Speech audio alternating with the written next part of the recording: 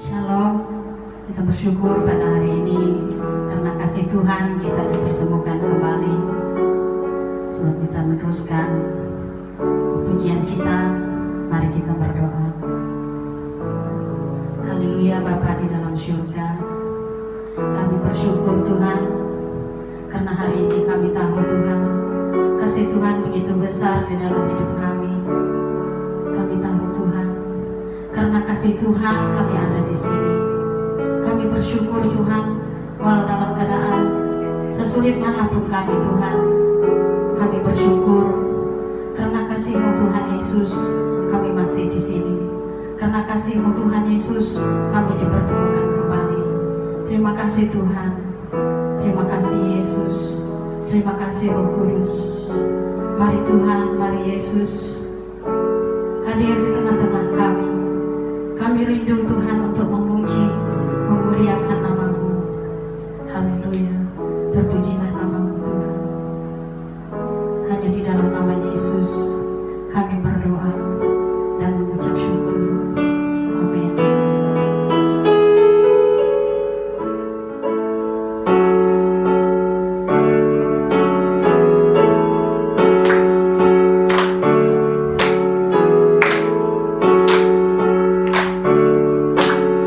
Cuma sukacita sudah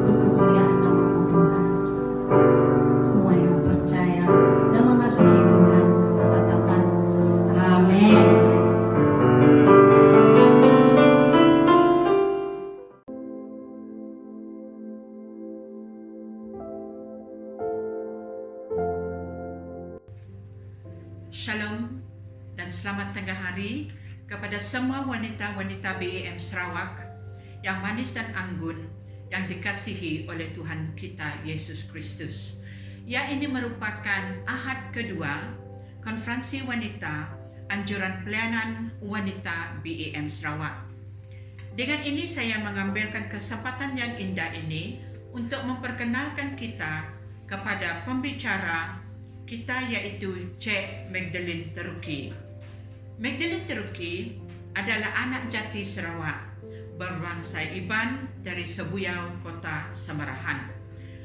Dan beliau juga mempunyai beberapa kelulusan dalam pendidikan, yaitu pertama, Diploma in Pastoral Study dari Trinity Bible Seminary.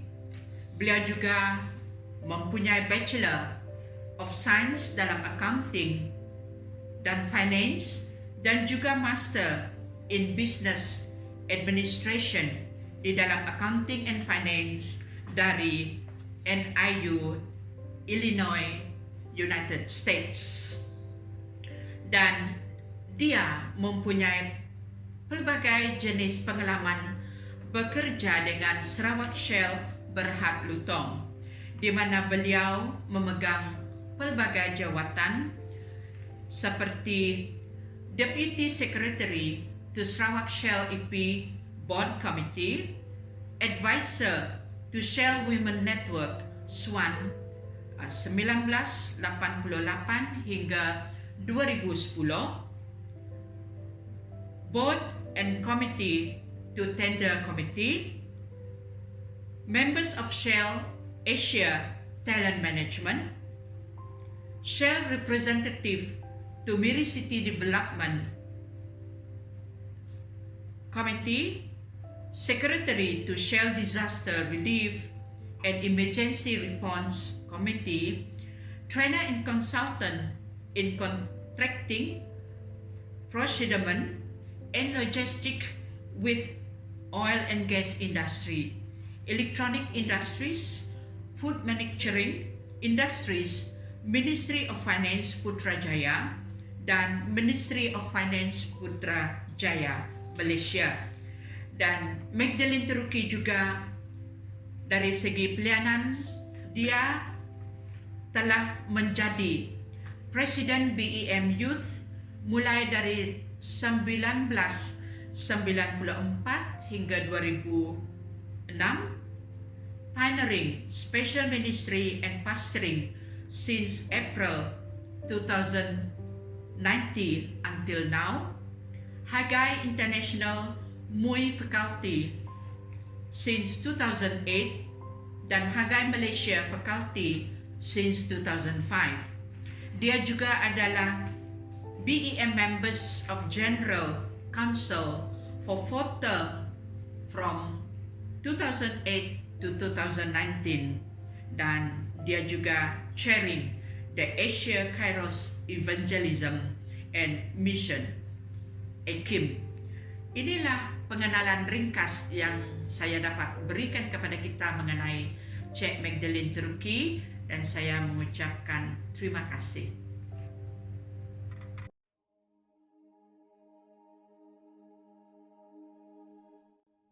Shalom dan selamat petang. Selamat kita berjumpa kembali. Selamat kita juga beribadah secara online. Tajuk yang telah diberikan kepada saya adalah membina iman wanita dan keluarga. Sebelum itu, mari kita berdoa. Allah Bapa Surgawi, kami memohon agar Engkau menyertai kami dari mulai sampai ke akhir. Tuhan, Engkau yang memberkati firman-Mu sendiri, dan biarlah nama Tuhan dipuji dan diangkat tinggi. Tuhan, biar kebenaran Engkau yang akan dinyatakan di dalam setiap pribadi kami, dan kebenaran itulah yang akan mengubah kami dan mengajak kami ke depan di dalam iman kami dan pelayanan kami. Dalam nama Yesus kami telah berdoa. Amen. Sebagai pendahuluan, saya ingin mengatakan bahwa kita ada sekarang hidup di dalam dunia di mana jiwa, bangsa, bahkan negara telah hancur. Apa yang menyebabkan ianya hancur adalah yang pertama, dosa manusia sendiri, pelanggaran manusia, kebencian, kesombongan, ketamakan, dan keserakahan. Di mana juga kita telah melihat akibatnya rumah tangga runtuh porak-poranda, anak bermasalah, community bermasalah, bangsa bermasalah, negara bermasalah, impian yang dulunya bukan main baik dan tinggi, sekarang ini melayang. Kita juga melihat gereja berpecah, parti politik berpecah, berserang-serangan, negara kacau bilau, perkauman, rusuhan, penganiayaan, rasuah di rata-rata, dan sebagainya. Dan yang baru-baru ini kita lihat adalah ada beberapa ahli politik ataupun negara yang mau menjadi Tuhan. Kita telah mendengar bagaimana pola-pola politik sekarang berkompromi,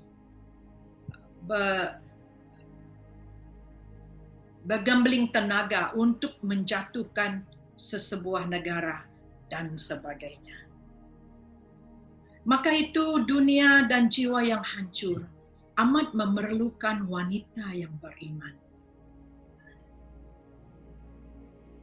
Karena apa? Karena wanita yang beriman adalah wanita yang beriman kepada Allah Abraham, Isaac, dan Yakub. Yang takut akan Tuhan, yang dimuridkan oleh Tuhan sendiri, di mana segala perkara di dalam perihal kehidupannya dikuasai oleh Tuhan, bukan darah dan daging dia. Yang sering mencari wajah dan melakukan kehendak Tuhan. Dan mereka inilah, wanita beginilah, yang akan bangkit untuk menyelamatkan dan memulihkan. Untuk membebaskan penghakiman dan kutukan yang telah dilafazkan ke atas keluarga, pribadi, anak-anak, bangsa, dan negara. Dan mereka juga ialah yang akan memuridkan supaya mereka beriman kepada Tuhan. Dan mereka ini juga yang akan memodelkan, memberi tauladan iman, nilai-nilai murni, martabat, kewibawaan, dan hikmat yang datangnya daripada Tuhan. Tetapi sebelum itu saya ingin membawa kita meninjau, menyorot peranan wanita daripada Perjanjian Lama dan Perjanjian Baru. Di Perjanjian Lama, fokus Perjanjian Lama adalah Tuhan memanggil Musa untuk membawa keluar daripada Mesir orang Israel. Dan kini memasuki dan merebut, memerangi untuk memiliki tanah perjanjian. Dan selepas mereka berjaya memasuki adalah untuk membentuk kerajaan Israel, membuat kota-kota perlindungan. Dan yang signifikan sekali adalah untuk pembangunan bait suci, di mana ia memerlukan tenaga dan kepimpinan laki-laki sehingga peranan wanita tidak menonjol. Lain pula ceritanya di dalam Perjanjian Baru. Fokus Perjanjian Baru adalah membina iman dan hubungan pribadi dengan Yesus Kristus. Penginjilan dan misi, pemuridan, perlatihan dan memperlengkapi kepimpinan, peraturan kekeluargaan, peraturan gereja, peraturan pelayanan, dan sebagainya. Di mana tenaga dan talenta dan karunia laki-laki dan perempuan atau wanita sama-sama diperlukan. Dan ini boleh kita lihat daripada apa yang Yesus sendiri lakukan. Sebentar lagi akan saya perkatakan benda itu. Tetapi sebelum itu saya tidak mau saya dipersalahkan. Saya bukan seorang ahli feminis di mana kita meminta di kesamarataan. Kita tidak akan mungkin sama rata dengan laki-laki sebab kita dicipta Tuhan berlainan. Kita wanita, manakala laki-laki adalah laki-laki. Tidak akan sama, mustahil akan sama rata. Tetapi yang kita perkatakan di sini adalah kesama darjatan. Kenapa kesama darjatan? Sebab laki-laki dan perempuan adalah dicipta mengikut image Tuhan sendiri. Kita adalah co-image bearers for the Lord. Nah, ini dia, kesama darjatan. Jesus sendiri memartabatkan pelayanan wanita di dalam pelayanan baru. Di dalam perjanjian baru. Sehingga Yesus sanggup dalam perjanjian baru. Oke, mari kita imbas kembali. Di dalam perjanjian baru kalau kita ingat, Israel di dalam jajahan orang Roma. Dan begitu sebelum itu mereka di bawah jajahan orang Yunani, orang Assyria, orang Mesir, orang Babylon. Dan juga di dalam masa Tuhan Yesus mau memulakan pelayanan dia, yang agama yang dipegang orang Israel adalah Judaism. Jadi Yesus sanggup di dalam perjanjian baru merisikokan reputasinya sebagai anak Tuhan untuk menyelamatkan wanita daripada berabad dilibas pemimpin gereja dan ditindas tradisi dan budaya solehah, oppressive pious tradition and culture, dan juga oleh peradaban Timur Tengah.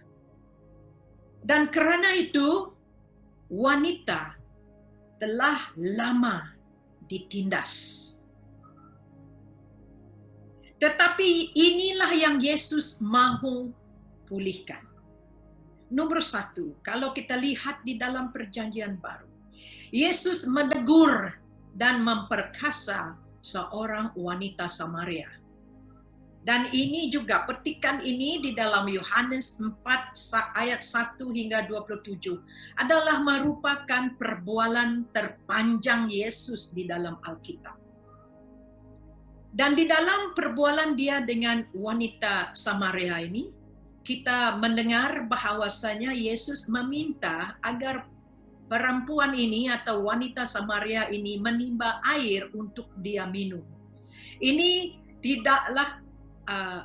adalah melanggar tradisi di mana tidak akan mungkin orang Samaria memberi minum orang Israel. Dan juga kita melihat di sinilah Yesus mengistiharkan pertama kalinya dirinya sebagai Mesias. Kalau kita melihat ayat 25 hingga 26, saya baca. Jawab perempuan itu kepadanya, "Aku tahu bahwa Mesias akan datang, yang disebut juga Kristus. Apabila ia datang, ia akan memberitakan segala sesuatu kepada kami." Kata Yesus kepadanya, "Akulah dia, akulah Mesias itu, yang sedang berkata-kata dengan engkau." Di sini kita melihat perempuan Samaria yang boleh dikatakan haram telah diperkasakan. Nomor 2, Yesus membela dan mengampuni perempuan yang ditangkap basah karena berzina di halayak ahli-ahli Taurat dan orang-orang Farisi. Nah, di sini kita melihat mereka mau menguji Yesus. Ahli-ahli Taurat dan orang-orang Farisi mau menguji Yesus. Dan mereka mau melihat bagaimana dia akan mencari jalan keluar bagi wanita ini yang dikatakan berzina.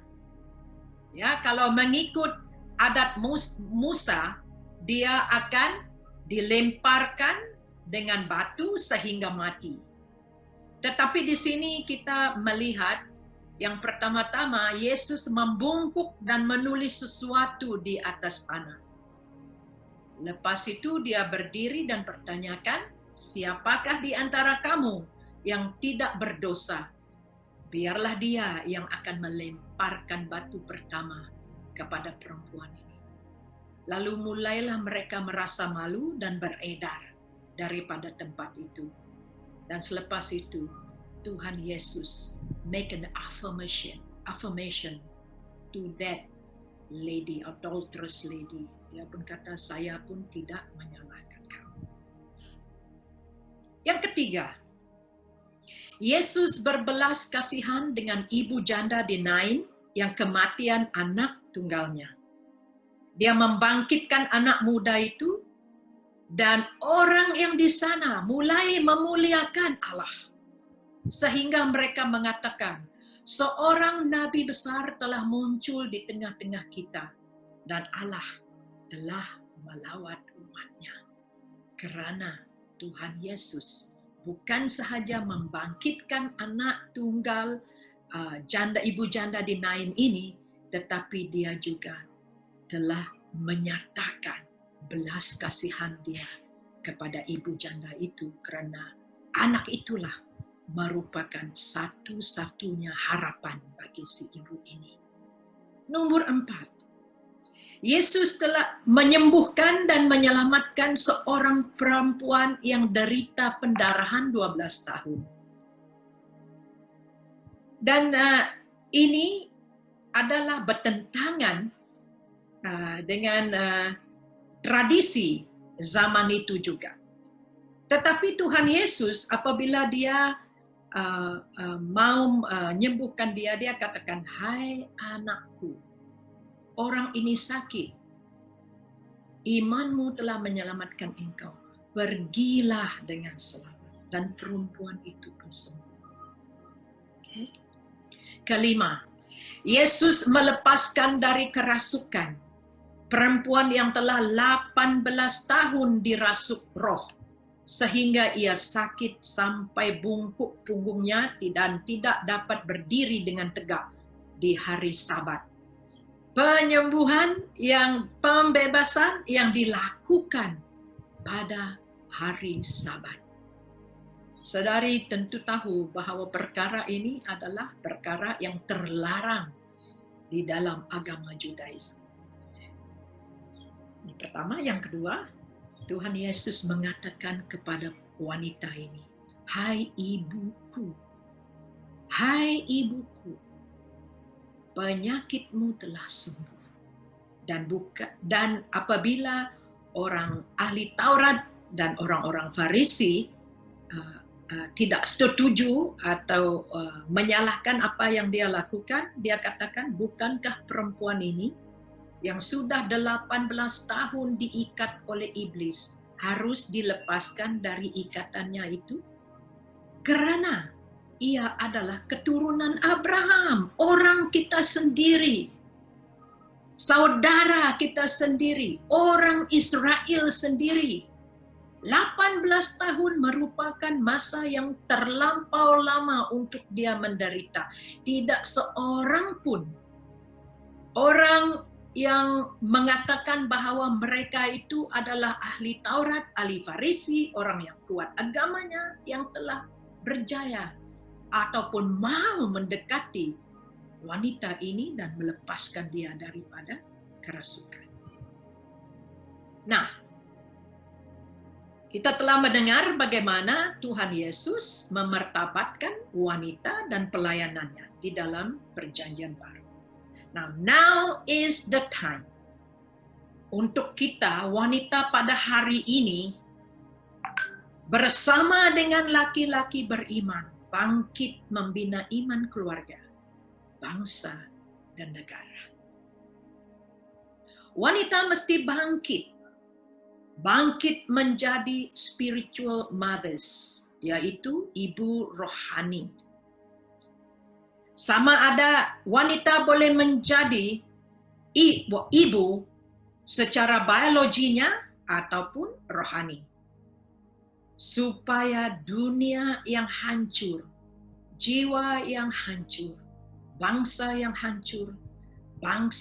hancur, dan negara yang hancur bolehlah dipulihkan. Wanita mesti bangkit untuk mengimpak dunia dan jiwa yang hancur. Dengan nomor 1, bagaimana membangun rumah tangga. Membangun rumah tangga. Menjadi ibu kepada anak-anakmu dan menjadi istri kepada suamimu. Bukan menjadi housemaker, but homemaker. Apa maksud saya? Memang banyak hari ini wanita mau menjadi housemaker, makanya dipilihnya suami yang kaya raya, mungkin dia tidak cintai, lebih-lebih lagi yang telah tua, supaya dia dapat memiliki segala harta di dalam rumah itu. Dan mengeshow kekayaan dia di dalam rumah itu.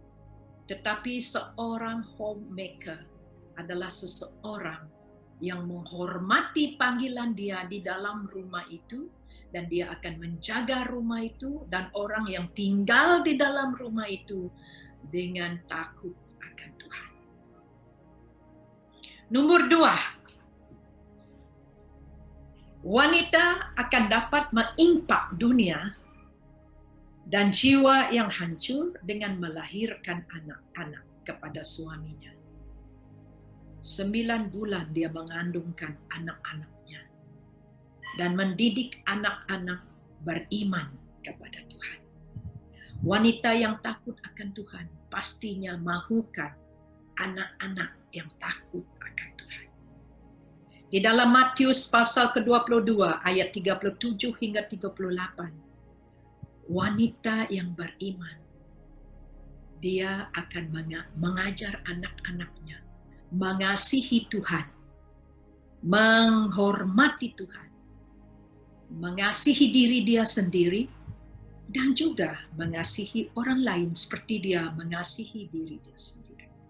Nomor 2, dia akan mengajar anak-anaknya seperti di dalam Kolose bagian yang ketiga ayat 12 hingga 14, untuk berbelas kasihan, untuk murah hati dan rendah hati, ada memiliki hati yang lemah dan lembut, dan kesabaran.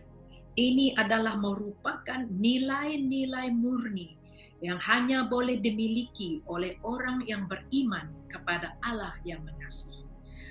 Allah yang merupakan puncak kasih sayang yang sebenarnya.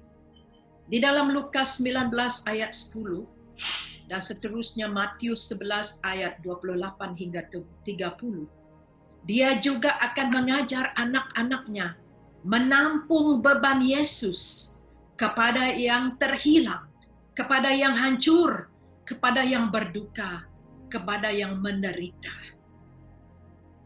Dia akan dapat merasakan kemudaratan mereka, kesedihan mereka, kekurangan mereka, dan akan berbelas kasihan kepada mereka. Nomor 3, wanita yang beriman akan mendidik iman melintasi generasi. Seperti yang kita lihat di dalam 2 Timotius 1 ayat yang ke-5, di mana kita melihat Lois mendidik anaknya Eunik, dan dua-dua mereka, Lois dan Eunik, menurunkan iman mereka kepada Timothy sehingga ianya dapat dilihat di dalam kehidupan Timothy. Nah, ini dia. Yang keempat, mengimpikan terbaik bagi anak-anak dan suami. Kita diceritakan di dalam Matius pasal yang ke-20 ayat 20 hingga 21, di mana ibu anak-anak Zebedeus meminta agar anak-anak dia duduk di tempat terdekat dengan Yesus di dalam kerajaannya. Ini memanglah secara normal bagi seorang ibu untuk mengimpikan sesuatu yang terbaik bagi anaknya. Tidak ada ibu yang mahukan benda-benda buruk terjadi kepada anak-anaknya. Nomor 5, mengharumi Yesus. Mary Magdalene adalah seorang perempuan yang dirasuk. Dia juga hidup bergumul dengan dosa, dimaki, dicela, dan mendapat malu karena kehidupan dia yang silam. Dan orang yang sama ini juga, sebelum Tuhan Yesus ditangkap, telah mengurapi Yesus dengan minyak wangi yang termahal. Hidup melayani Tuhan Yesus supaya Tuhan Yesus dapat dilihat, dapat dicium, dapat dirasakan, dapat dicapai. Bukanlah seseorang yang jauh, tetapi Yesus itu dekat. Yang kelima, hidup memodelkan iman. Di dalam Titus pasal yang kedua, ayat 3 hingga 5, Rasul Paulus mengatakan begini, perempuan-perempuan yang tua, hendaklah mereka hidup sebagai orang-orang beribadah. Jangan memfitnah, jangan menjadi hamba anggur, tetapi cekap mengajarkan hal-hal yang baik, dan dengan demikian mendidik perempuan-perempuan muda mengasihi suami dan anak-anaknya, hidup bijaksana dan suci, rajin mengatur rumah tangga,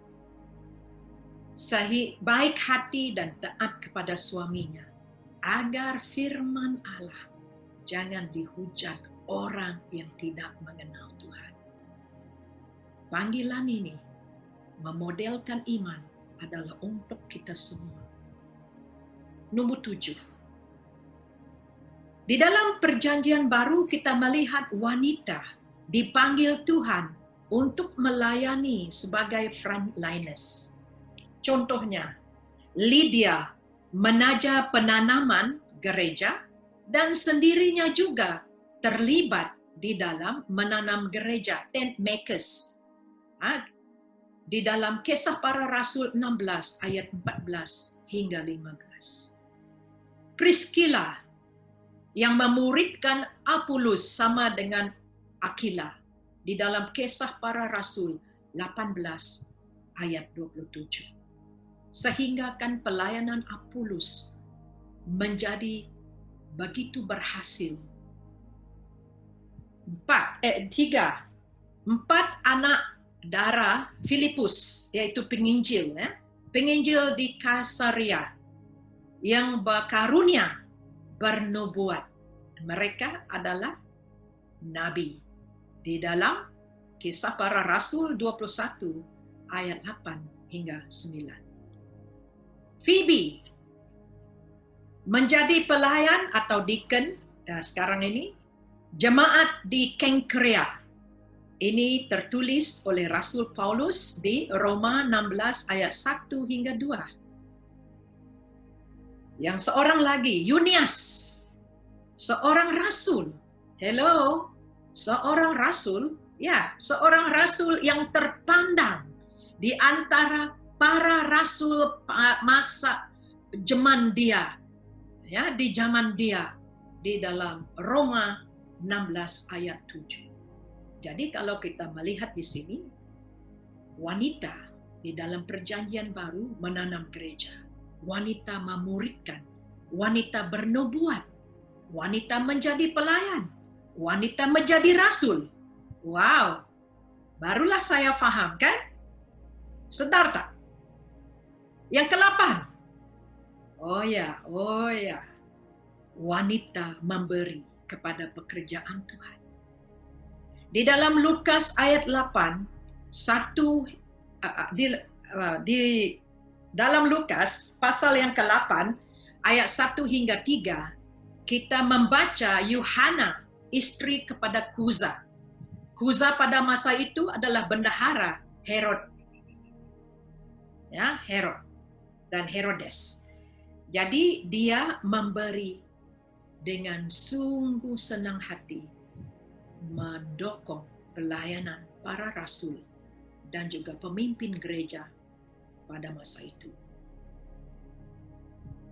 Nah, sebagai seorang wanita, kita melihat, kita merasa, kita mendengar pelbagai macam pola isu yang kita tempuhi di zaman ini.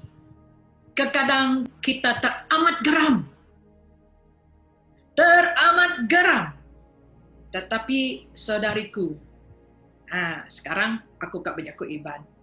Anang geres atau skresh, tang tetaplah berdoa. Karena doa itu akan mengangkat tangan Tuhan untuk bekerja bagi mencari jalan keluar untuk kita. Kesimpulan, di musim yang baru, kesadaran yang baru telah kita dapati karena ianya dibangkitkan oleh coronavirus COVID-19. Semasa PKP atau MCO, kita telah dikurung. Dan saya harap kita telah menggunakan pakai masa itu untuk mencari Tuhan. Lebih mendekat kepada Tuhan. Mau mendengar daripada Tuhan apa yang Tuhan mahu kita lakukan. Yang mahu kita ubahkan di dalam hidup kita. Yang mahu kita tinggalkan. Yang tidak berguna harus kita tinggalkan. Dan yang mahu kita Tuhan mahu kita ambil yang baru. Dan saya harap melalui segala ini kita telah dapat melihat atau sadar akan satu urgensi. Satu urgensi manakala laki-laki yang terpanggil masih terus memimpin gereja dan laki-laki yang lain bersama dengan wanita yang beriman, kita bangkit sama-sama melayani dunia, jiwa, bangsa, dan negara yang hancur. Karena itulah kaum wanita bangkit di dalam kisah para rasul. Karena mereka dianiaya, banyak perkara terjadi kepada mereka, mereka disalib, ada rasul disalib, ada rasul dimasukkan ke dalam jail, ada mereka mengalami pelbagai macam perkara. Wanita bangkit bersama dengan laki-laki yang lain, bersama dengan para rasul, bersama dengan murid laki-laki semenjak keberangkatan Tuhan Yesus ke surga hingga ke Pentakosta, di mana mereka mengalami penerobosan Roh Kudus. Ini yang pertama. Saudaraku, saudariku, ingatlah segala perkara. Boleh perkara yang Satan ingat adalah untuk meruntuhkan, untuk menjatuhkan kita. Tuhan kita berkuasa untuk menjadikan ianya sebagai satu peluang menjadi berkat kepada bangsa, kepada keluarga, kepada gereja kita. Kesimpulan nomor 2, 1 Tawarikh 17 ayat 27 merupakan doa Raja Daud. Yang walaupun Raja Daud bukanlah seorang wanita, tetapi saya rasa semua kita wanita merasakan ini. Ya, di mana Raja Daud berdoa begini bagi anak-anaknya. Kiranya engkau sekarang berkenan memberkati keluarga hamba-Mu ini, supaya tetap ada di hadapan-Mu untuk selama-lamanya. Amin. Nomor 1. Berada di hadapan Tuhan, mencari wajah Tuhan, mau menjadi murid Tuhan, supaya menerima rema yang boleh mengubah hidup kita menjadi kuat imannya untuk selama-lamanya. Yang kedua, sebab apa yang engkau berkati ya Tuhan, diberkati untuk selama-lamanya. Ketiga dan yang terakhir, perumpamaan Yesus sendiri di dalam Matius 13 ayat 33. Hal kerajaan surga katanya, seumpama ragi yang diambil seorang perempuan dan diadukkan ke dalam tepung terigu 3 sukat sampai kamir seluruhnya. Wah,